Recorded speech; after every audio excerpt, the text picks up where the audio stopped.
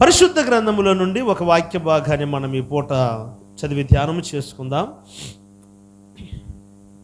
మత్తయి సువార్తమానం 7వ అధ్యాయం 21వ వాక్యం.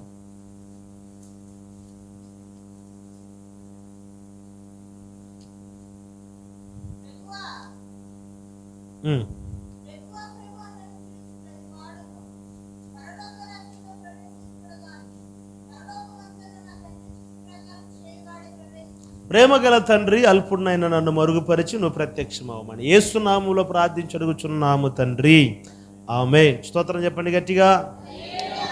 నా ప్రియులరా, చదవబడిన ఈ వాక్య భాగము మనందరికీ బాగా పరిచయమైన వాక్య భాగం. యేసుక్రీస్తు వారు చెప్తున్న శ్రేష్టమైన మాట, ప్రభువా ప్రభువా అని నన్ను పిలుచువాడు పరలోక రాజ్యములో చేరడు గాని పరలోకమందున్న నా తండ్రి చిత్త ప్రకారము చేయువాడెవడో వాడే ప్రవేశిస్తాడు. కొంచెం సౌండ్ తక్కువ చేసి. పరలోకమందు ఉన్న నా తండ్రి చిత్తము చేయువాడెవడో వాడే పరలోక రాజ్యంలో ప్రవేశిస్తాడు. సహజంగా భక్తులు పలు రకాలుగా ఉన్నాయి. భక్తి పరులు కూడా పలు రకాలుగా ఉన్నారు. నాకు తెలిసిన ఒక అబ్బాయి ఉన్నాడు. ఒక అబ్బాయి కదా, ఒక అన్న, కనిగిరి దగ్గర. మరి ఇప్పుడు ఎక్కడుండో ఏందో నాకు తెలియదు, కానీ చేసే టింకర్ పనులన్నీ చేస్తాడు. అన్నీ చేసేది యేసయ్య యేసయ్య యేసయ్య యేసయ్య యేసయ్య యేసయ్య యేసయ్య. బైక్ ఎక్కినా యేసయ్య, బైక్ దిగినా యేసయ్య. మళ్ళీ ఇంకొక మాట అన్న, స్తోత్రం స్తోత్రం స్తోత్రం స్తోత్రం. వీడు ఎందుకు చెప్తున్న స్తోత్రం అర్థం కాదు. వీడు ఎందుకు యేసయ్యని పిలుస్తున్నా అర్థం కాదు. సొప్పులు దిగిపోయాడు అనుకో, అబ్బా యేసయ్య అంటాడు. కాలు రాయి, అబ్బా యేసయ్య అంటాడు. వీడు ఎందుకు యేసుప్రభుని పిలుస్తుండో అర్థం కాదు. సహజంగా మనం కూడా ప్రార్థన చేసేటప్పుడు కూడా యేసయ్య యేసయ్య యేసయ్య యేసయ్య యేసయ్య యేసయ్య యేసయ్య అని అంటా ఉంటాం. ప్రభువుని, ఆయన నామాన్ని ఉచ్చరిస్తూ ఉంటాం. పాటలలో కూడా చూస్తే ఎక్కువ శాతం యేసయ్య అనే పదము ఏమండి ఉంటుంది. నాన్నగారు అంటుంటారు, యేసయ్య పదము లేని పాట అసలు ఏమాత్రం ప్రయోజనం లేనిది అని అంటాడు. ఖచ్చితంగా మన దేవుని నామాన్ని పాటలో ఉచ్చరించాలి. ఖచ్చితంగా యేసుప్రభు నామాన్ని ఉచ్చరించాలి. అట్లా ప్రతి పాటలలో యేసుప్రభు నామముని, లేకపోతే దేవుని నామాన్ని, ప్రభు నామాన్ని ఉచ్చరిస్తూ ఉంటాం. అయితే దేవుని వాక్యం ఏమంటుందంటే, అలా పిలిచిన మాత్రంలో మీరు పరలోక రాజ్యం వెళ్ళలేరు. ప్రభువా ప్రభువా ప్రభు అని పిలిచిన మాత్రంలో మీరు దేవుని రాజ్యానికి చేరలేరు. ప్రభు నామమును ఉచ్చరించిన వారు పరలోక రాజ్యంలోనికి వెళ్ళిపోతారు అనుకుంటే అది మీ అమాయకత్వం. ఖచ్చితంగా రక్షించుటకు యేసు నామమే గాక వేరొక నామము భూమి మీద లేదు అన్నది వాస్తవమే. ఆకాశం పైనను ఆకాశం క్రిందను భూమి పైనందును భూమి క్రింద యందును రక్షించుటకు యేసు నామము కాక వేరొక నామము లేదు. మరి ఖచ్చితముగా మనల్ని రక్షించాలన్నా, విడిపించాలన్నా యేసయ్య నామము కావాలి.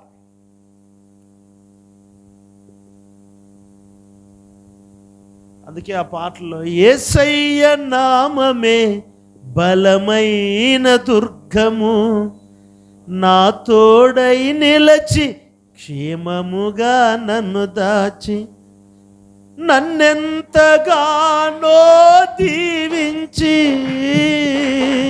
నన్నెంతగానో దీవించి పవిత్ర లేఖనాలతో ఉత్తేజింపజేసనే జుంటెతేనే ధరల కన్నా యేసునామమే మధురం, యేసయ్య సన్నిధిని మరువజాలను.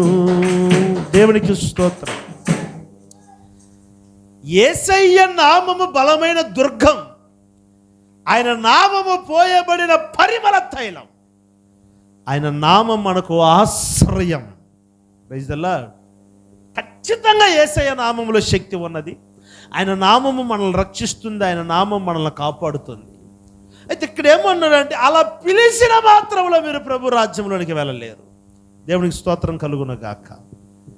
మరి ఏం చెయ్యాలంటే, మీరు యేసయ్య నామమును పిలవకూడదని నేను చెప్పట్లేదు, కానీ పరలోకమందున నా తండ్రి చిత్తమును నెరవేర్చినప్పుడే పరలోక రాజ్య ద్వారములు మీ కొరకు తెరవబడతాయి. కొట్టో చప్పట్లు గట్టిగా హల్లెలూయా. ఎలాగైనా సరే మనందరం పరలోక రాజ్యం వెళ్ళిపోవాలి. అదే మన యొక్క ప్రణాళిక. ఈరోజు ఒక దినము కూడా ఖాళీ లేకుండా ఎట్లాగైనా ఎక్కడైనా దేవుని సువార్త ప్రకటించాలని పడిన ప్రసవ వేదనతో పరిగెత్తిది. ఎందుకనంటే కొందరినైనా ఆయన రాజ్యంలోనికి చేర్చాలి. Praise the lord. హల్లెలూయా. మరి ఆయన రాజ్యంలోనికి నేను వెళ్ళాలి, నాతో పాటు ఒక గుంపును పోగు చేసుకొని తీసుకువెళ్ళాలని ఈరోజు ఇంత ప్రయాసపడుతున్నాం, ప్రయత్నాలు చేస్తూ ఉన్నాం, ప్రసవ వేదన పడుతూ ఉన్నాం. అయితే యేసు ప్రభు వారు సింపుల్గా చెప్పాడు, పరలోకములో ఉన్న నా తండ్రి చిత్తము నెరవేర్చువాడు ఎవడు వాడే పరలోకానికి వెళ్తాడు. పాట పాడిన వాళ్ళందరూ పరలోక రాజ్యం వెళ్ళిపోరు, ప్రార్థన చేసిన వాళ్ళందరూ పరలోక రాజ్యం వెళ్ళిపోరు. యేసు ప్రభు నామాన్ని మాటికి నువ్వు పిలిచిన మాత్రములో దేవుని రాజ్యానికి వెళ్ళిపోలేవు, కానీ పరలోకమందున్న తండ్రి చిత్తమును నెరవేర్చువాడెవడు వాడే పరలోకానికి వెళ్తాడు. కొట్టు చప్పట్లు గట్టిగా హల్లెలూయా. ఆయన చిత్తము నెరవేర్చకుండా పరలోకములో ఉన్న ఆ తండ్రి సంకల్పము నీలో నెరవేర్చబడకుండా పొరపాటున నీవు దేవుని రాజ్యములోనికి ప్రవేశింపలేవు అన్నది వాస్తవమని నువ్వు గుర్తెరగాలి. పూట నా ప్రియులరా, పరలోకమందున్న తండ్రి చిత్తము ఏదో అది నెరవేర్చాలి. అందరు చెప్పండి, నాలో తండ్రి చిత్తము నెరవేరునుగాక. పరలోకపు ప్రార్థనలో కూడా ఈ మాట నేర్పిస్తాడు. పరలోకమందున మా తండ్రి,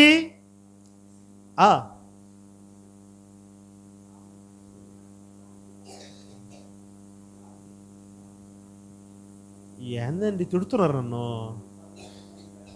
ప్రార్థన చెప్పేదానికి ఎందుకు ఇంత ఆలోచిస్తున్నారు?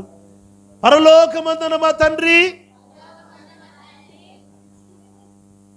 మీరు చెప్పండి, నేను చెప్పొద్దు, మీరు కంటిన్యూషన్ చేయండి. పరలోకమందున మా తండ్రి,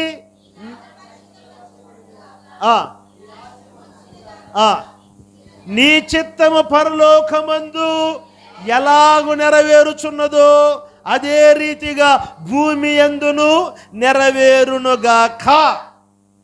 అంటే భూమి యందు నెరవేరునుగాక అంటే ఎవరిలో నెరవేర్చబడాలి? ఈ చెట్టు పైన, చెట్లలోనా, పుట్లల్లోనా? ఎవరిలో నెరవేర్చబడాలి? దేశం అంటే మట్టి కాదు, దేశం అంటే మనిషి అన్నాడు. అంటే భూమి మీద నెరవేర్చబడాలంటే నీలో నాలో నెరవేర్చబడాలి దేవుడి చిత్తం. అందుకే పౌలు అంటాడు కదండి, దేవుడికి ఏది ప్రీతికరమో అది పరీక్షించి తెలుసుకొని అది మొదలు పెట్టమన్నాడు. మీరు భక్తి చేస్తున్నారు, అంతా బాగానే ఉంది, ప్రార్థనకు వస్తున్నారు, అంతా బాగానే ఉంది, మీరు పాటలు పాడుతున్నారు, బాగా ఉంది, కానుకలు ఇస్తున్నారు, అన్ని బాగున్నాయి, కానీ నీ ఎడల దేవుడి చిత్తము ఏంటో అది మీరు గుర్తెరిగి దానిని చెయ్యండి. నా ప్రియులరా, దేవునికి మన మీద ప్రణాళికలు చాలా ఉన్నాయి, దేవుని చిత్తము మన ఎడల. అయితే నా ప్రియులారా, ఈ పూట ప్రభు నాకు బయలుపరిచిన మాట చెప్తున్నాను. దేవుని చిత్తము ఏంటి నీ ఎడల నా ఎడల? చదవండి పరిశుద్ధ గ్రంథములో దెస్సలోనికలో ఉన్న సంఘానికి రాసిన మొదటి పత్రిక 5వ అధ్యాయం 16, 17, 18 వాక్యాలు.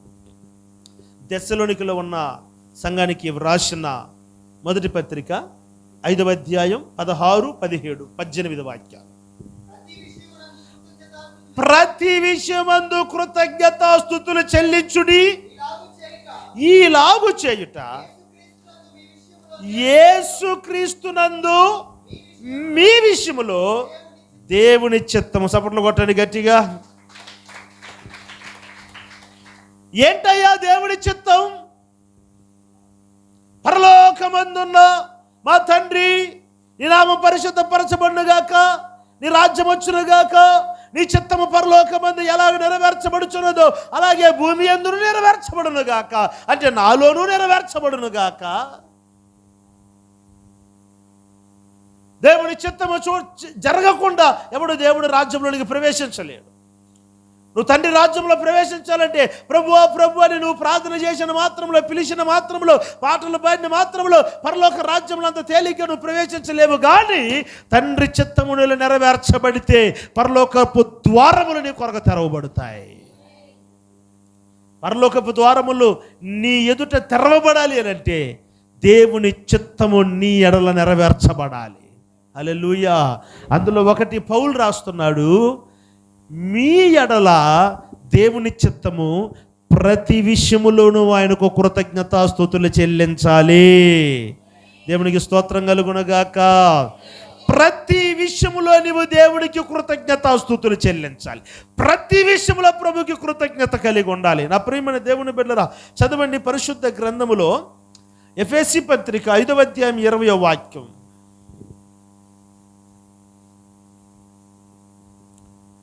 ఎఫెసీ పత్రిక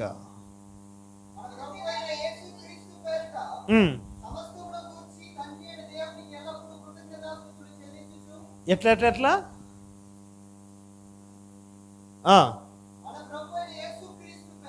మన ప్రభువైన యేసుక్రీస్తు వారి పేరట సమస్తమును గూర్చి తండ్రి అయిన దేవునికి ఎల్లప్పుడూ కృతజ్ఞతాస్తుతులు చెల్లించాలి. స్తోత్రం కలుగును గాక. ఒకటి, ప్రతి విషయములో దేవునికి కృతజ్ఞతాస్తుతులు చెల్లించాలి. ప్రతి విషయములు అంటే ఆ వైపు చూడండి. ఈరోజు నన్ను బ్రతికించావు ప్రభువా, నీకు కృతజ్ఞతాస్తుతులు. ఈరోజు నాకు మంచి ఆరోగ్యం ఇచ్చావు ప్రభువా, నీకు కృతజ్ఞతాస్తుతులు. ఈరోజు నా కుటుంబాన్ని భద్రపరిచావు ప్రభువా, నీకు స్తోత్రములు. ఈరోజు నేను పనికి వెళ్ళి పని చేసుకునేదానికి శక్తిని, బలాన్ని ఇచ్చావు ప్రభువా, నీకు స్తోత్రము. ప్రభువా, కుప్పల తెప్పల మంది ప్రజలు ఆహారము లేకుండా ఆకలికి చస్తున్నప్పుడు నన్ను ప్రేమించి ఆహారం ఇచ్చావు ప్రభువా, నీకు స్తోత్రములు. మంచి ఇల్లు ఇచ్చావు, నీకు స్తోత్రాలు. కట్టుకునేదానికి వస్త్రాలు ఇచ్చావు, నీకు స్తోత్రాలు. వీటన్నిటికంటే నిన్ను తండ్రి అని పిలిచే భాగ్యాన్ని ఇచ్చావు, నీకు స్తోత్రాలు. ఈ రక్షణ భాగ్యము నాకు అనుగ్రహించావు, నీకు స్తోత్రాలు. ప్రతి విషయములో మనం ఎప్పుడు చెల్లిస్తాం తెలిసిన కృతజ్ఞతాస్తుతులు. లారీ కింద పడి సావకుండా బతికితే అబ్బా దేవుడు కాపాడాడు, కృతజ్ఞతాస్తుతులు కూటమి పెట్టండి రా.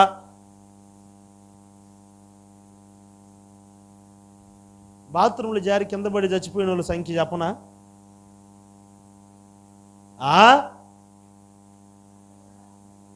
అదిగో మీకు తెలుసో తెలీదో, ఆయన పేరు ప్రభాకర్ పాస్టర్ అనుకుంటా.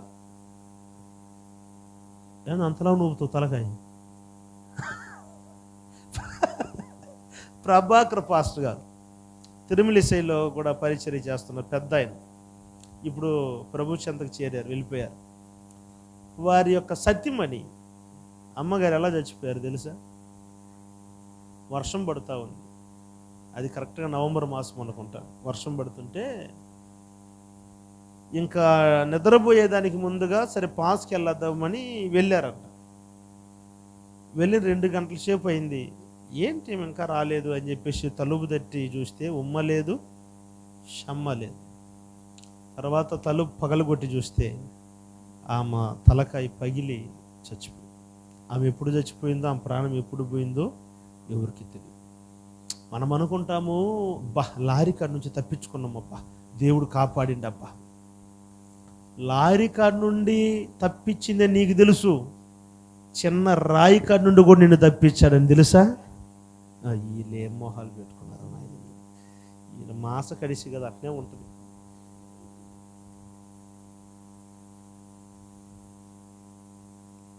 అదే చెప్పేది, ఎంతసేపు అదే చెప్పేది.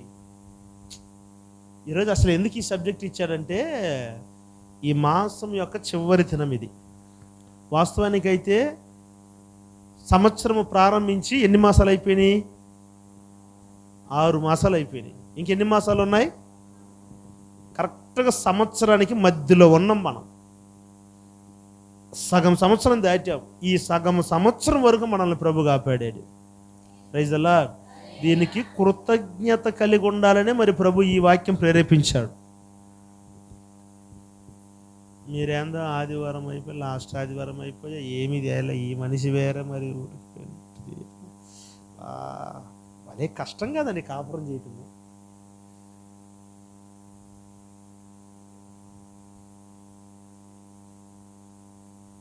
ఏదన్నా దేవుడు మేలు చేస్తే మాత్రం, అది ఇప్పుడు నేను చెప్పినట్టుగా హాస్పిటల్ అడ్మిట్ అయ్యి ప్రాణాలతో మరలా బయటపడితే మాత్రం, ఏదో యాక్సిడెంట్ నుంచి తప్పిస్తే మాత్రం, లోను వస్తే మాత్రం, అబ్బా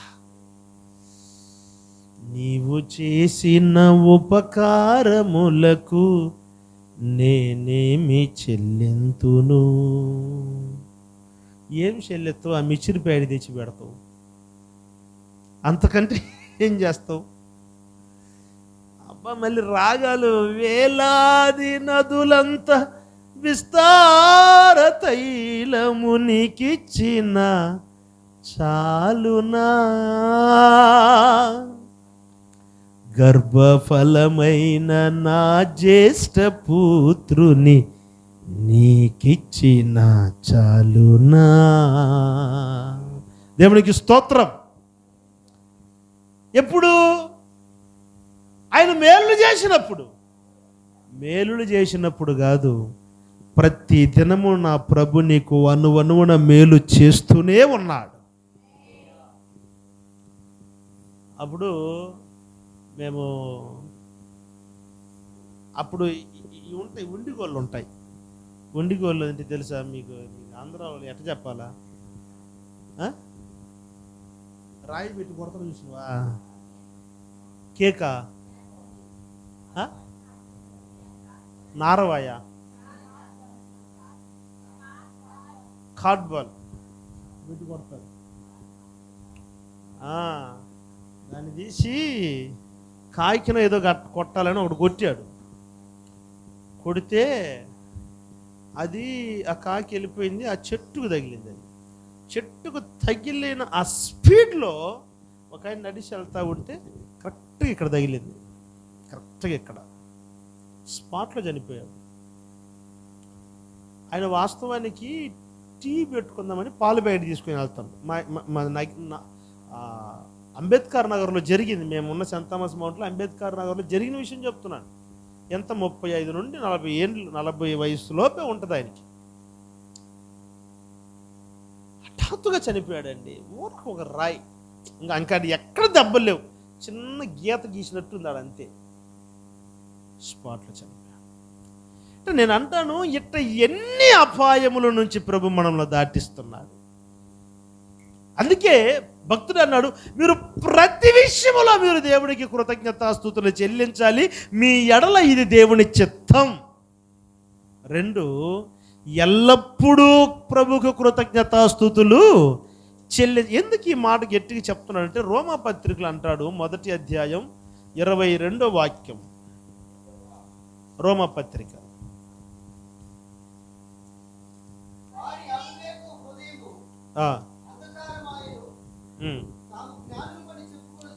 21 చదువు. రోమా 1వ అధ్యాయం 21వ వాక్యం. మరియు వారు దేవుని ఎరిగియు ఆయనను దేవునిగా మహిమపరచలేదు, ఆయనకు కృతజ్ఞతాస్తుతులు చెల్లింపను లేదు, గాని తమ వాదముల యందు వారు వ్యర్థులైరి. మరియు వారు దేవునిని ఎరిగియు వారు ఆయనను దేవునిగా మహిమపరచలేదు, ఆయనకు కృతజ్ఞతాస్తుతులు చెల్లింపను లేదు. ఎందుకు మీరు ప్రతి విషయంలో దేవునికి కృతజ్ఞతాస్తుతులు చెల్లించాలి, ఎల్లప్పుడూ కృతజ్ఞతాస్తుతులు చెల్లించాలి అని అంటే, కొందరు ఆయనను దేవునిగా ఎరిగియు ఆయన దేవుని యొక్క కుమారుడిని ఎరిగియు దేవుని వలన మేలు పొందుకున్నామని ఎరిగియు ఆయన వలనే స్వస్థత పొందుకున్నామని ఎరిగియు ఆయన వలనే లాభము పొందుకున్నామని ఎరిగియు వారు దేవునిని దేవునిగా మహిమపరచటము లేదు. అంటే అర్థం ఏంటంటే, నా బలమును బట్టి, నా కష్టమును బట్టి, నా శక్తిని బట్టి, నాకున్న ఖ్యాతిని బట్టి, ప్రఖ్యాతిని బట్టి నేను ఇది చేయగలిగానని వారిలో వారు అనుకుంటున్నారు. పాపం వాళ్ళకి అర్థం కావట్లేదు, ఇది దేవుని వలన జరిగిన కార్యం. దేవునికి స్తోత్రం కలుగును గాక.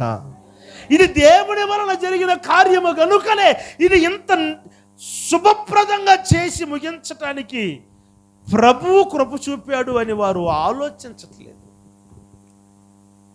వారు దేవునిని ఎరిగియు వారు దేవునిని దేవునిగా మహిమపరచలేదు, కృతజ్ఞతాస్తుతులు చెల్లింపను లేదు. నా ప్రియులరా, పరలోక రాజ్యములోనికి వెళ్ళే వారికి ఉండవలసిన ఒక ప్రాముఖ్యమైన లక్షణము కృతజ్ఞత మనసు, కృతజ్ఞత భావం. కీర్తనల కార్డు అంటాడు కదండి, 100వ కీర్తన 3వ వాక్యం చదవండి. యెహోవాయే దేవుడని తెలుసుకొనిడి, ఆయనే మనల్ని పుట్టించెను, మనము ఆయన వారము, మనము ఆయన ప్రజలము, ఆయన మేపు గొర్రెలము. అదుగో ఆ మాట వినండి, కృతజ్ఞత అర్పణములు చెల్లించుచు ఆయన గుమ్మములలో ప్రవేశించండి. చప్పట్లు కొట్టండి గట్టిగా, హల్లెలూయా. దేవుని మందిరములోనికి, దేవుని సన్నిధిలోనికి వస్తున్నప్పుడు, ప్రతి ఆరాధనకు వస్తున్నప్పుడు నీవు కృతజ్ఞత అర్పణములు దేవుని సన్నిధికి తీసుకురావాలి. కృతజ్ఞత అర్పణములు అర్పించుచు మీరు ఆయన గుమ్మములో. ఇది నేను దయానిధి చెప్పే మాట లేకపోతే బైబిల్ చెప్పే మాట? నేను రాసుకొని వచ్చాను రాత్రికి. నేను ప్రసంగన్నా ఉందా నీ బైబిల్లో లేదా? ఇప్పటికిప్పుడు నేను రాసుకొని వచ్చినంటే నా బైబిల్లోనే ఉంటుంది. మీ బైబిల్లో కూడా వచ్చిందంటే అది ఆ కాలంలోనే రాయబడింది. Praise the lord.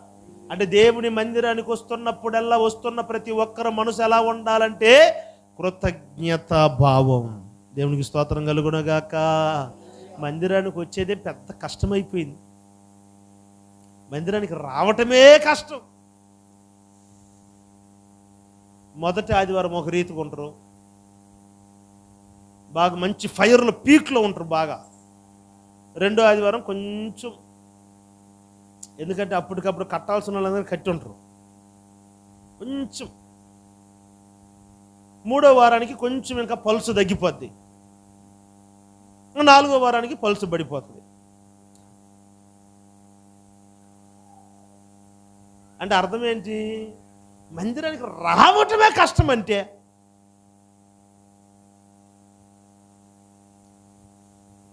ఆ మధ్య ఎక్కడో వాక్యం చెప్తా, యెషయా గ్రంథం చెప్పారు. యెషయా గ్రంథం 1వ అధ్యాయం చదువు. యెషయా గ్రంథం 1వ అధ్యాయం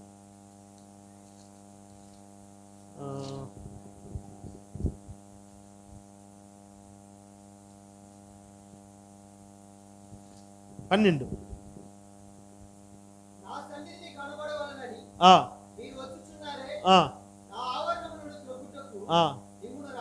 అసలు ఎవడు రమ్మన్నాడు మిమ్మల్ని? నా మందిర ఆవరణలో కనపడాలని, నా ఆవరణమును త్రొక్కాలని మిమ్మల్ని ఎవడు రమ్మన్నాడు? ఎందుకు వచ్చారు అని అన్నా నేను. ఆయన ఎంత కోపం వచ్చేది, గమ్మున బట్టలు గురించి పోతే పోయిందని వచ్చి ఆయన ఓవర్గా మాట్లాడుతాడు, లేచి వెళ్ళిపోయింది కోపం వచ్చి.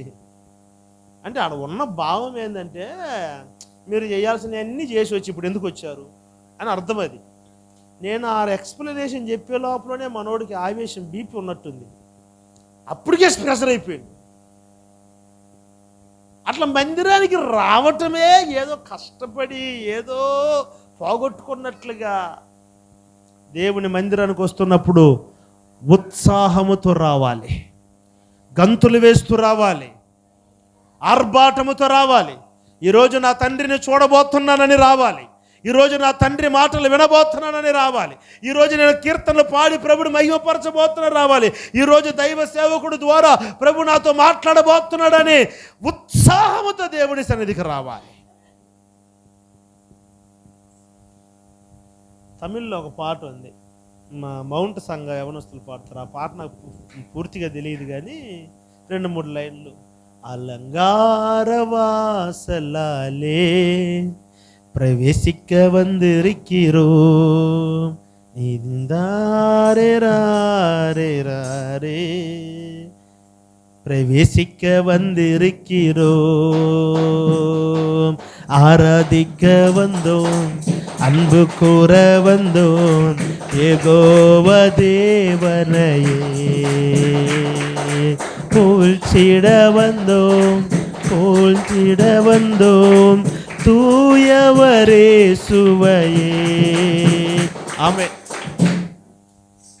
ఎంత బాగుందండి. అలంగారవాసలాలే ప్రవేశిక వందిరికిరోం. అందమైన దేవుని సన్నిధిలో ప్రవేశించడానికి వచ్చాం. ఎందుకంటే మా దేవుని సృష్టికర్తను దర్శించబోతున్నా, ఆరాధించేదానికి వస్తున్నాం, ప్రేమించేదానికి వస్తున్నాం, ఆర్భటించేదానికి వస్తున్నాం, ఆయన మహిమపరచేదానికి వస్తున్నాం ప్రభు మందిరానికి. దేవునికి మహిమ కలుగును గాక. హల్లెలూయా. మీరు ఎంత చెప్పినా అదే చెప్తేనే మీకు ఎక్కడో ఏం లేకపోబట్టి సరిపోయా. ఒకళ్ళు కానీ మెరీనా బీచ్లో ఒక టైటానిక్ కప్పలు కానీ తలా ఒక్కొక్కరికి కానీ ఉన్నదనుకో, అమ్మ ఎప్పుడెప్పుడు గాలి వస్తుందా, ఎప్పుడెప్పుడు వర్షం వస్తుందా, ఎప్పుడెప్పుడు మునిగిపోతుందేమో అని చెప్పి భయపడి అల్లాడిపోరో. మందిరానికి వచ్చేదే కష్టమైపోయా. అది వచ్చి ఇంకా ఆమెనంటాం ఆలస్యము ర్యాకెట్గా జుమ్ వెళ్ళిపోద్ది చూడు. ఒక్కడూ కనపడ్డాయా బయట? ఏమక్క వారమంతా పులిసిన పులిపిండితో దోశలు కాల్చుకుని తింటారు. పుల్లగా మొహాలు పెట్టుకోకపోతే ఆదివారం ఒక పూట అన్న నవ్వుతా నలుగురిని, సరే ఆరాధనలో మాట్లాడకూడదులే, ఆరాధన అయిపోయిన తర్వాత ఏందంటే బాగున్నారా, అంకులు ఎట్టుండో, ఇప్పుడు పర్లేదా, ప్రార్థన చేయాలి, కానీ ఏం కాదు, కానీ ఆ పలకరింపు ఉంటుందా? దేవునికి స్తోత్రం చెప్పండి గట్టిగా. హల్లెలూయా. దేవుని మందిరమునకు వస్తున్న వారు కృతజ్ఞత అర్పణములు అంటే కృతజ్ఞత భావముతో దేవుని సన్నిధిలో ప్రవేశించాలి. దేవునికి మహిమ కలుగునుగాక. హల్లెలూయా. నా ప్రియమైన దేవుని బిడ్డలారా, ఎందుకొరకు కృతజ్ఞతాస్తుతులు మనము దేవునికి చెల్లించాలి అని ఒక 3 మాటలు చెప్తాను. ఎందుకొరకు? ఖచ్చితంగా దేవుని సంకల్పం నీవు కృతజ్ఞత మనసు కలిగి ఉండాలి. ఎందుకొరకు అంటే చదవండి, కొరింథీయులకు రాసిన మొదటి పత్రిక 1వ అధ్యాయం 4వ వాక్యం.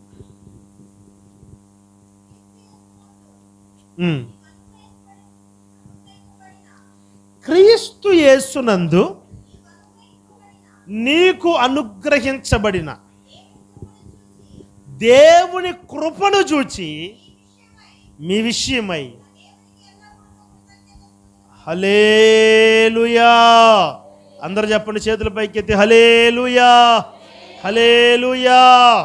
నా ప్రియులారా, ఎందుకొరకు దేవునికి మనము కృతజ్ఞతాస్తుతులు చెల్లించాలంటే భక్తుడు అన్నాడు, దేవుడు మనకు అనుగ్రహించిన కృపను బట్టి.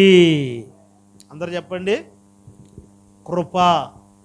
చెప్పండి కృప. కొంతమంది కృపమ్మని పేరు పెట్టుకుంటారు, కృప. కొంతమంది కృప వరమని పేరు పెట్టుకుంటారు, కొంతమంది కృపయ్య అని పేరు పెట్టుకుంటారు. కృప ఎంత అద్భుతమండి. ఆ కృప లేకపోతే మనము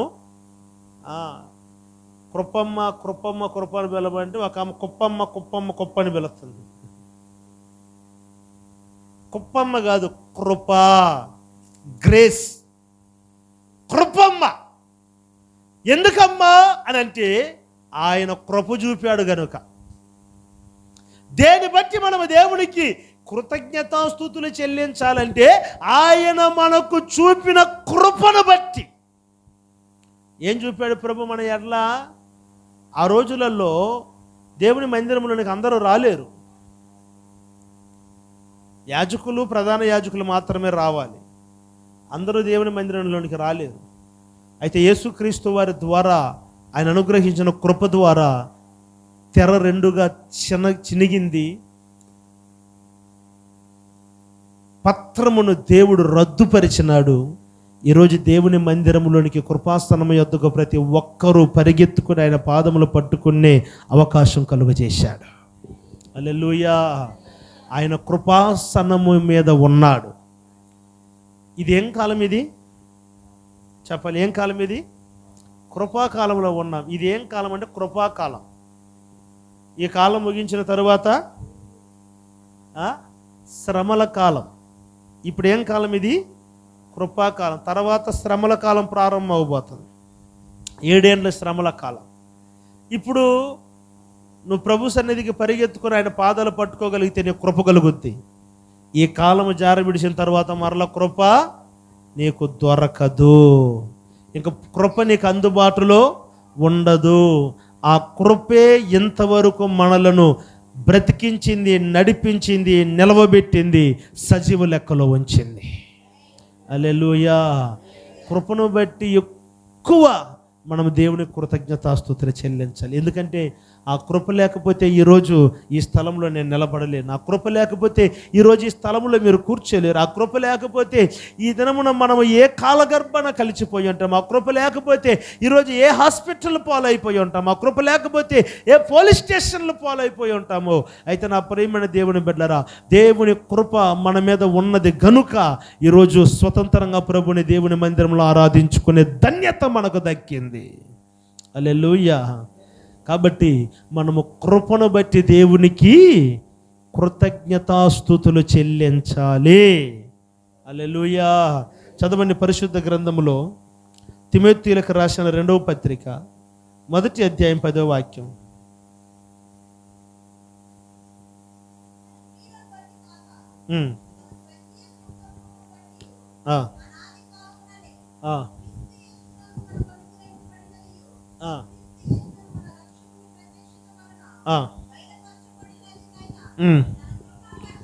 తన కృపను బట్టి మనలను రక్షించి పరిశుద్ధమైన పిలుపుతో ఆయన మనను పిలుచుకున్నాడు. దేవునికి స్తోత్రం.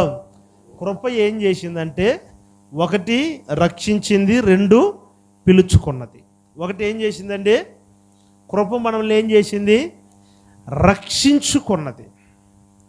ఎక్కడి నుండి రక్షించుకున్నది? పాత రోత పాప జీవితములో జీవించిన మనలను రక్షించుకున్నది. ఎక్కడ వాళ్ళం మనం? మన పూర్వీకం ఏంటి? మన చరిత్ర ఏంటి? ఎక్కడ మనం ఉండవలసిన వాళ్ళం? యేసు ప్రభుని, అంత గొప్ప పరిశుద్ధుడిని మనము పేరు ఉచ్చరించడానికి కూడా అర్హత లేని వారమే. అయితే ఈరోజు ఆయన మనము తండ్రి అని పిలవగలుగుతున్నామంటే ఆయన మనల్ని రక్షించుకున్నాడు. ఆయన తన స్వరక్తము చేత మనల్ని కడుక్కున్నాడు. ఆయన మనలను ఏర్పరచుకున్నాడు. దేని కొరకయ్యా మేము ఆయనను స్తుతించాలంటే, ఆయన మీ ఎడలో చూపిన కృప. ఏం చేసిందండి మనల్ని ఆ కృప అంటే? ఈరోజు ఆయన స్థలములో, ఆయన మందిరములో నిలిచి ఆయనను తండ్రి అని పిలుస్తున్నావే, ఆ అర్హతను కలుగు చేసింది ఆ కృపే. దేవునికి స్తోత్రం కలుగునగాక. ఆశ్రయ దుర్గమా నా యేసయ్యా, నవజీవన మార్గమునా నన్ను నడిపించు. ఆశ్రయ దుర్గమా నా యేసయ్యా, నవజీవన మార్గమునా నన్ను నడిపించుమా. ఊహించలేనే నీ కృపలేని క్షణమును కోపించుచునే వాత్సల్యము నాపై చూపినావే. ఊహించలేనే నీ కృప క్షణమును కోపించుచునే వాత్సల్యము నాపై చూపినావే. ఆశ్రయ దుర్గమా నా యేసయ్యా, నవజీవన మార్గమున్నా నన్ను నడిపించుమా. దేవునికి స్తోత్రం. ఆ పదం గమనించారా? ఊహించలేనే నీ కృపలేని క్షణమును కోపించుచునే వాత్సల్యము నాపై చూపినావే. కోపించుచునే ఆయన వాత్సల్యత చూపాడు. ఎందుకొరకు అంటే ఆయన కృప లేకపోతే నువ్వు బ్రతకలేవు గనుక. హల్లెలూయా, హల్లెలూయా. ఒక మాట చెప్పనివ్వండి, ఒక క్రైస్తవునికి కృప వెన్నెముక లాంటిది. ఆ కృపను కానీ కోల్పోయాడంటే వాడు ఇంకా నిలబడలేడు. వెన్నెముక లేకుండా నిలబడతామండి మనము? నన్ను నిలబెట్టింది ఏంటి ఇప్పుడు? వెన్నెముక. మన బాడీలో అన్నీ బాగుండి ఈ వెన్నెముక కానీ ఫ్రాక్చర్ అయిందంటే ఇంకోడు బతికినన్ని సంవత్సరాలు వాడు మంచం పాలే. వాడికి ఇంకెన్ని ఆపరేషన్లు చేసినా వాడు చక్కగా నిలబడలేడు. ఎందుకంటే ఆ బోన్, ఆ స్పైరల్ గార్డ్ అంటారు దాన్ని, ఇక్కడ నుండి ఉంటుంది స్పైరల్ గార్డ్, ఆ బోన్ కానీ ఫ్రాక్చర్ అయిందంటే ఇంకోడు పనికిరాడు. అది ఇరిగిపోతే ఇంక పనికిరాడు వాడు. క్రైస్తవునికి కూడా కృప అన్నది వెన్నెముక లాంటిది.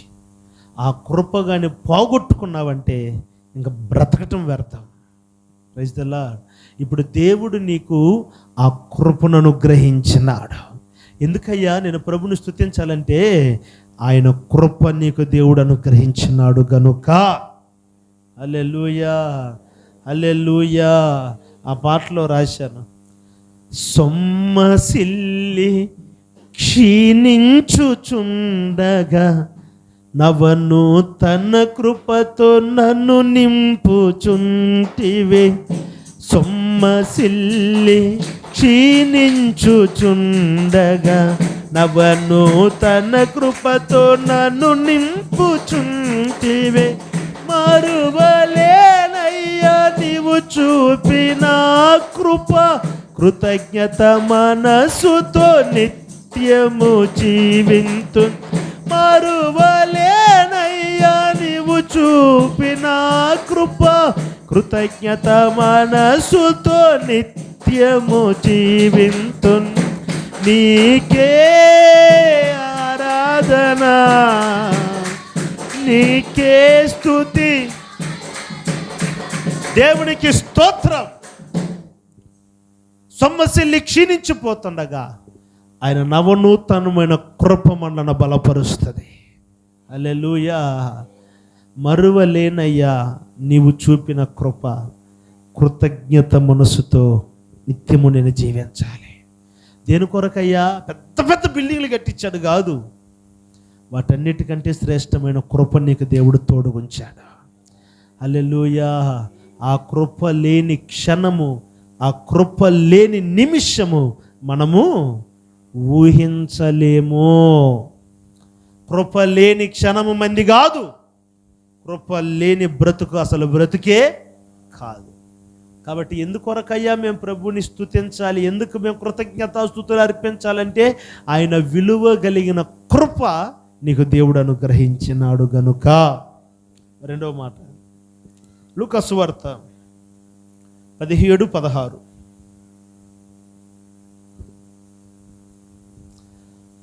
లూకా సువార్త 17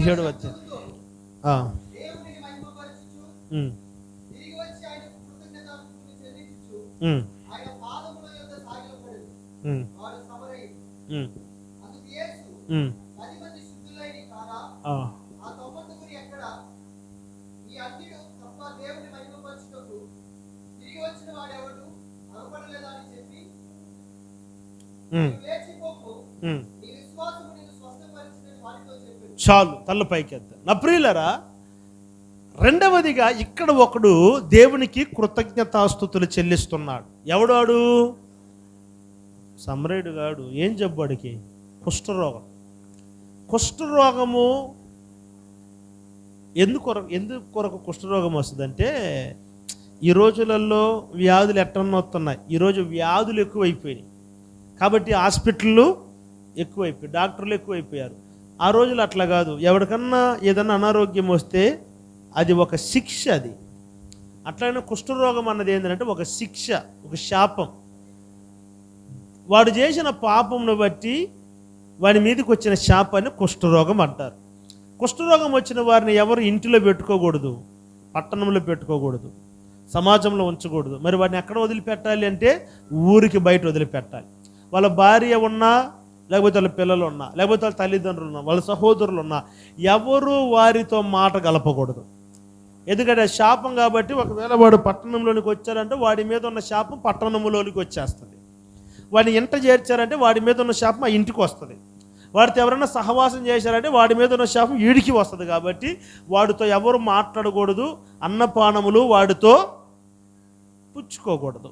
కాబట్టి వాడిని ఏం చేస్తారంటే ఊరికి బయట వదిలిపెడతారు. ఒకవేళ వాడు బతికినన్ని దినాలు బతికి వాడు చచ్చిపోతే అట్నే నక్కలో, కుక్కలో, లేకపోతే కాకులో తిని అట్నే వదిలిపెట్టేది. వాడిని పాతి పెట్టే అవకాశం కూడా లేవు. కుష్ఠరోగం అంటే అది. దేవుని వలన వచ్చే శాపం కుష్ఠరోగం. కాబట్టి వాడిని పట్టణంలోనికి రానివ్వరు. 10 మంది కుష్ఠరోగులు యేసుప్రభు వస్తుంటే, దావీదు కుమారుడా మమ్మల్ని కరుణించి మమ్మల్ని స్వస్థపరచని కేకలు వేశారు. వెంటనే యేసుప్రభు వారు ఏమన్నారంటే, ఓకే మీరు వెళ్ళి మిమ్మల్ని మీరు యాజకులు కనుపరుచుకోమన్నారు. వీరు కూడా బయలుదేరి వెళ్ళారు. వీరు వెళుతూ ఉన్నప్పుడే వారికి స్వస్థత కలిగింది. చప్పట్లు కొట్టండి గట్టిగా. వీరు వెళుతున్నప్పుడే స్వస్థత కలిగింది. ఇప్పుడు ఈ 10 మంది స్వస్థత పొందుకున్నారు. ఒకడేమో తమ భార్య బిడ్డలను చూడాలని వెళ్ళిపోయాడు. ఒకడేమో వాళ్ళ తల్లిదండ్రులు చూడాలని వెళ్ళిపోయాడు. ఒకడేమో తన స్నేహితులను చూడాలని వెళ్ళిపోయాడు. ఒకడేమో బ్రాందీ షాపుకి వెళ్ళిపోయాడు. ఒకడేమో రచ్చబండకి వెళ్ళిపోయాడు. ఒకడేమో పేకాటకి వెళ్ళిపోయాడు. ఇట్లా 9 మంది వెళ్ళిపోయారు. అయితే ఒక్కడు మాత్రం పరిగెత్తుకొని వచ్చి యేసుప్రభు పాదాలు పట్టుకొని దేవునికి కృతజ్ఞతాస్తుతులు చెల్లిస్తున్నాడు. కొట్టండి చప్పట్లు గట్టిగా.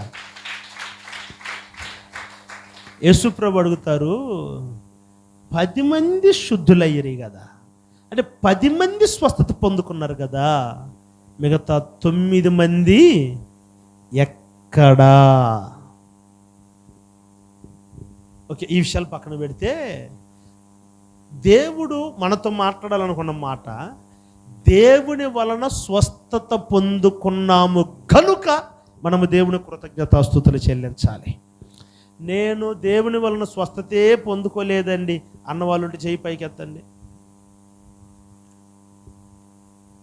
నా మందులు మాత్రలు నన్ను బతికిచ్చిన స్తోత్రం చెప్పండి.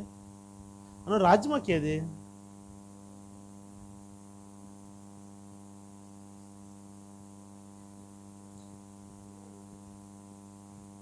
అసలు ఏం ఆగడగా ఏనుండేంది? ఎక్కుతుంది ఈరోజు రాత్రి లేదా?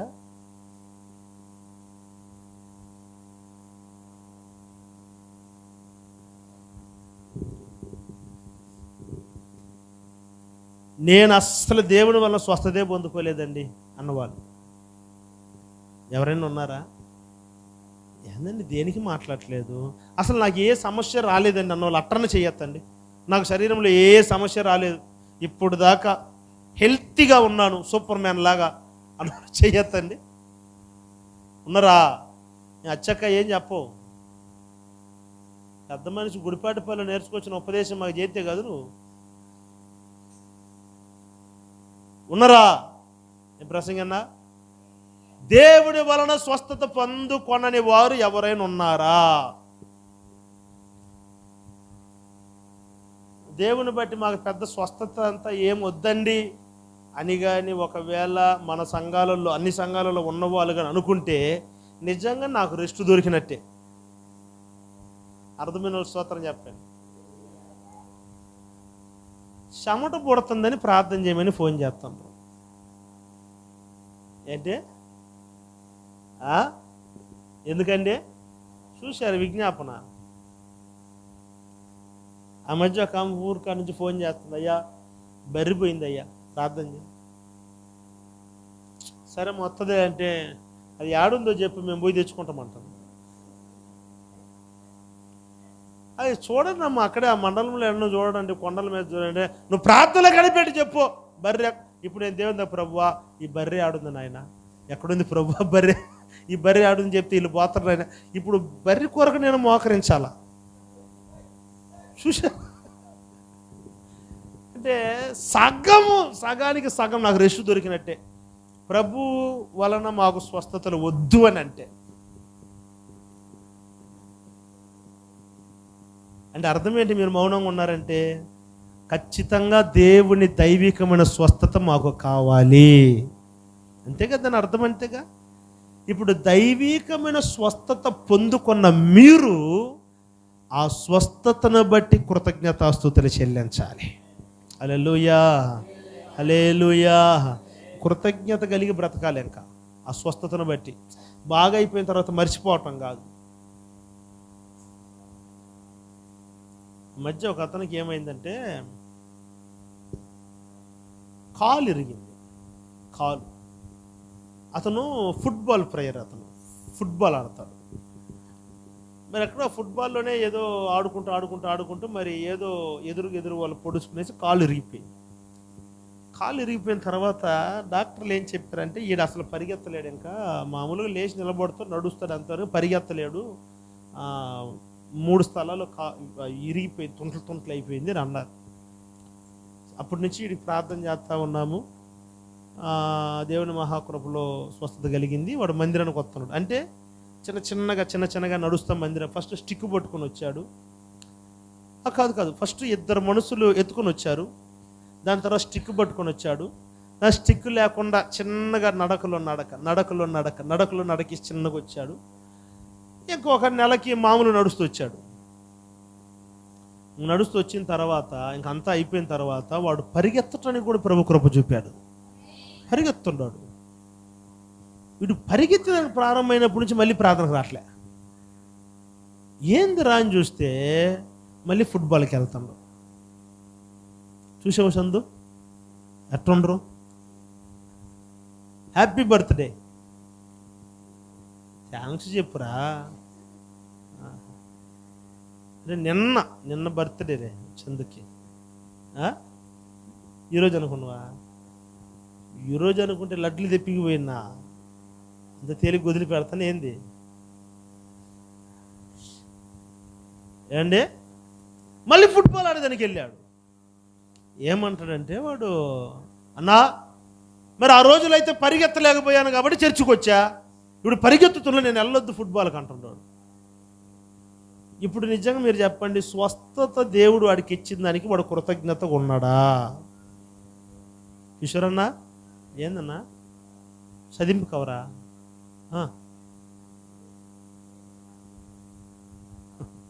నేను వాక్యం చెప్తున్నట్టే ఉంటుంది, మీరు ఏమేం చేస్తారు అన్నీ నోట్ చేస్తా. నాది సీసీటీవీ కెమెరా, నా కళ్ళు. దేవునికి స్తోత్రం కలుగును గాక. చెప్పండి గట్టిగా, మోషన్న గట్టిగా చెప్పు. ఇప్పుడు నిజంగా వీడు స్వస్థత పొందుకున్న దానికి కృతజ్ఞతగా ఉన్నాడా? ఈరోజు ప్రభు అది కోరుతున్నాడు. 10 మంది నా దగ్గర స్వస్థత పొందుకున్నారే, ఒక్కడివే వచ్చా, మిగతా 9 మంది ఎక్కడ? నువ్వు ఒక్కడివే కృతజ్ఞతాస్తుతులు చెల్లిస్తావు.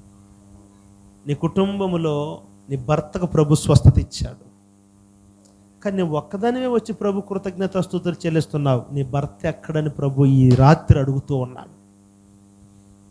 నీ కుమారుడికి ప్రభు స్వస్థత ఇచ్చాడు, కానీ నువ్వు ఒక్కడే వచ్చి ప్రభుని ఆరాధిస్తున్నావు. నీ కుమారుడు ఎక్కడని ప్రభు అడుగుతున్నావు. నీ కుమార్తెకు అనారోగ్యమైనప్పుడు ప్రభు స్వస్థత ఇచ్చాడు, కానీ నువ్వు ఒక్కడివే వచ్చి ప్రభుని ఆరాధిస్తున్నావు. నీ కుమార్తె ఎక్కడని ప్రభు ఈ రాత్రి అడుగుతున్నాడు. ఎందుకొరకు కృతజ్ఞతాస్తుతులు చెల్లించాలి? 2 అంటే నీవు పొందుకున్న స్వస్థత కొరకై దేవునికి కృతజ్ఞతాస్తుతులు చెల్లించాలి. కృతజ్ఞత కూడికి పెట్టామండి, స్తుతి కుడికి పెట్టామండి, ప్రార్థన కుడికి పెట్టుకున్నామండి, అందరికి భోజనాలు పెట్టామండి, ఏదో మా శక్తి చేతన అయినంత వరకు మిక్చర్ ఇచ్చామండి, పాస్టర్ గారికి కానుక ఇచ్చామండి, అంతటితో రుణం చెల్లిపోయిందండి అంటే కుదరదు.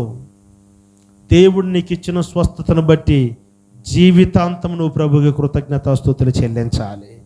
హల్లెలూయా.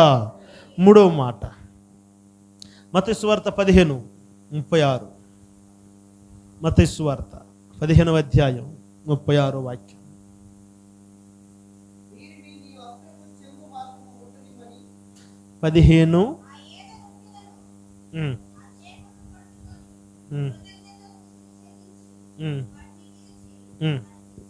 దేనికి? తలపైకెత్త. దేనికండి? ఇంచుమించు 20,000 మంది ఉన్నారు.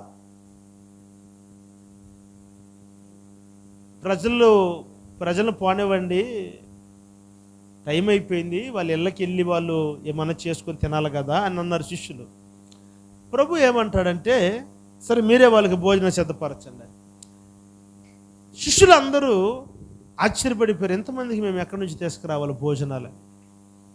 అప్పుడు ఒక చిన్న పిల్లవాడి దగ్గర 5 రొట్లు 2 చిన్న చేపలు ఉన్నాయి. 5 తీసుకొచ్చి ప్రభు చేతికి పెట్టాడు.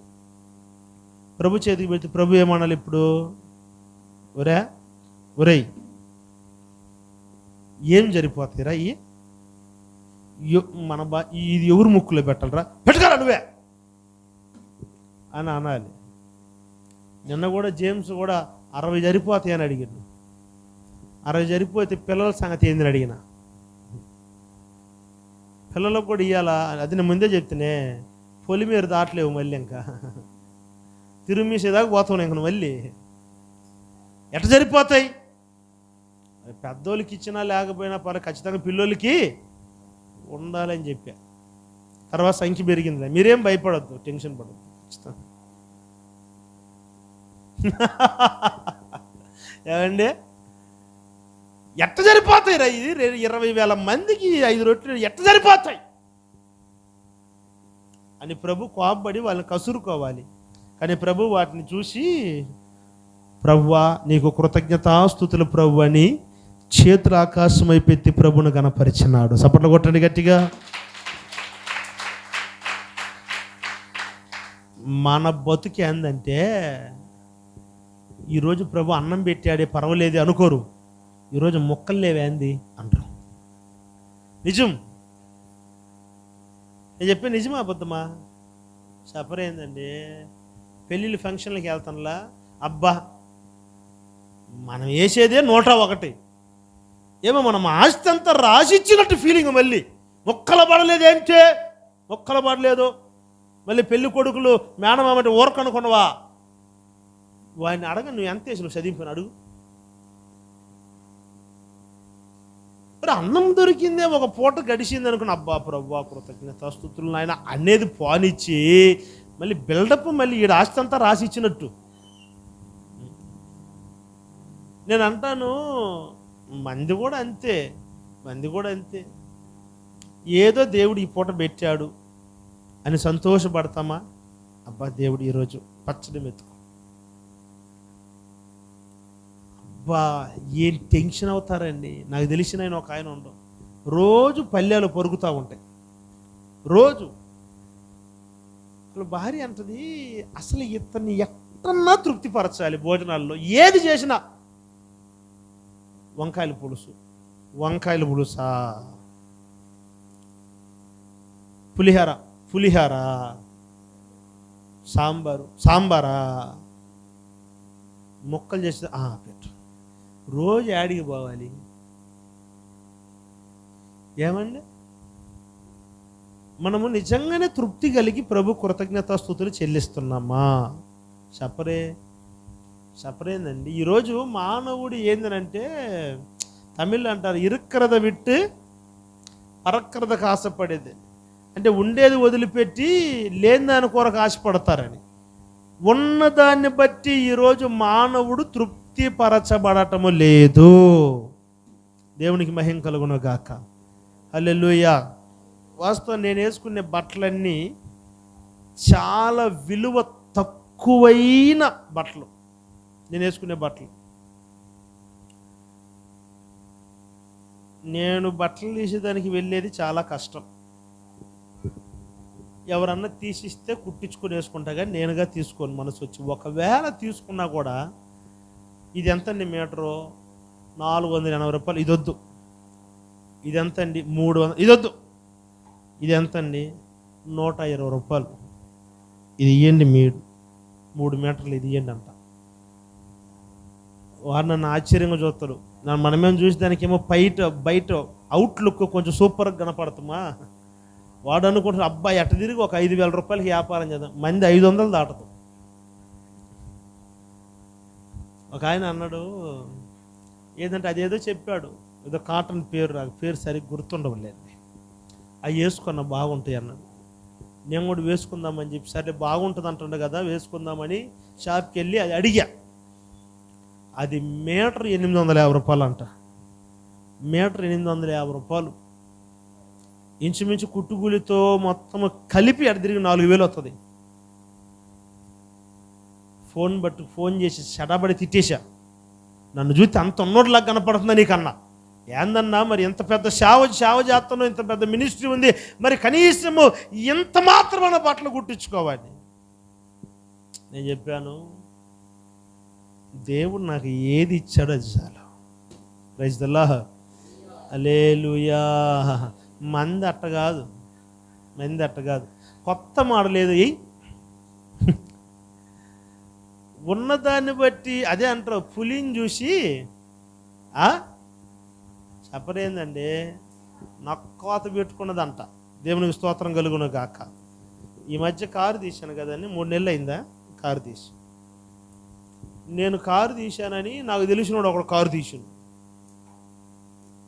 దయ్యానిదే కారు తీసినప్పుడు నేను దిగిపోతే ఎట్టని తీసిండు. తీసేసి మళ్ళీ తీసుకొని పోయి వదిలిపెట్టిండు. ఆడ నడపని శాత అవట్లే, తీసుకోండి వరకు హెచ్చులకి.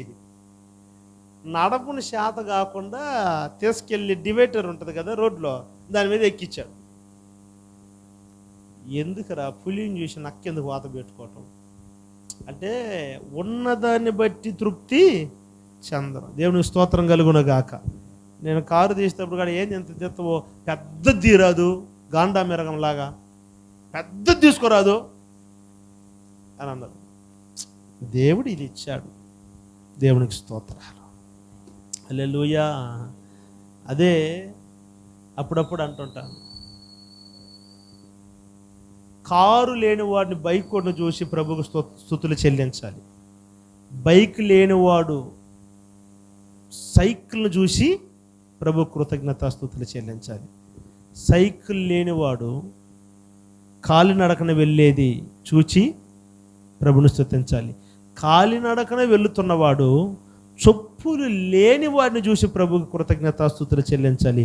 చెప్పులు కూడా లేవని ప్రభుని సనుక్కుంటున్నవాడు అసలు కాళ్ళే లేని వాడిని చూసి ప్రభుకు కృతజ్ఞతాస్తుతులు చెల్లించాలి. దేవుడు నీకు ఇచ్చిన కొంచెమును బట్టి. ఎంత ఉందండి జనాలు? ఎంత? 20,000 మంది. ఎన్ని ఉన్నాయి? 5 రొట్లు 2 చేపలు. ఇది ప్రభుకి కృతజ్ఞతాస్తుతులు చెల్లించే టైం కాదు. ఇక్కడ యేసు ప్రభు ఏం చేస్తున్నాడంటే ప్రభుకి కృతజ్ఞతాస్తుతులు చెల్లిస్తున్నాడు. ఎందుకనంటే ఆ కృతజ్ఞతాస్తుతులు చెల్లించటము దేవుని చిత్తము. దేవుని స్తోత్రం కలుగును గాక. నా ప్రియమైన దేవుని బిడ్డలారా, ప్రభువా ప్రభు అని పిలిచేవాడు తండ్రి రాజ్యం చేరడు. పరలోకమందున్న తండ్రి చిత్తం నెరవేర్చువాడు ఎవడో వాడే పరలోక రాజ్యంలో ప్రవేశిస్తాడు. ఏంటి తండ్రి చిత్తం? ప్రతి విషయంలో కృతజ్ఞతాస్తుతులు చెల్లించటం దేవుని చిత్తం. ఎల్లప్పుడూ దేవునికి కృతజ్ఞతాస్తుతులు చెల్లించటం దేవుని చిత్తం. ఎందుకు కొరకంటే, 1 దేవుడు చూపుతున్న కృపను బట్టి, 2 దేవుడు నీకు ఇచ్చిన ఆరోగ్యాన్ని బట్టి, 3 నీకు దేవుడు ఏది ఇచ్చినా అది చిన్నదైనా దాన్ని బట్టి మనం ప్రభు కృతజ్ఞతాస్తుతులు చెల్లించాలి. అటు కృప దేవుడు 50 మందికి అనుగ్రహించును గాక.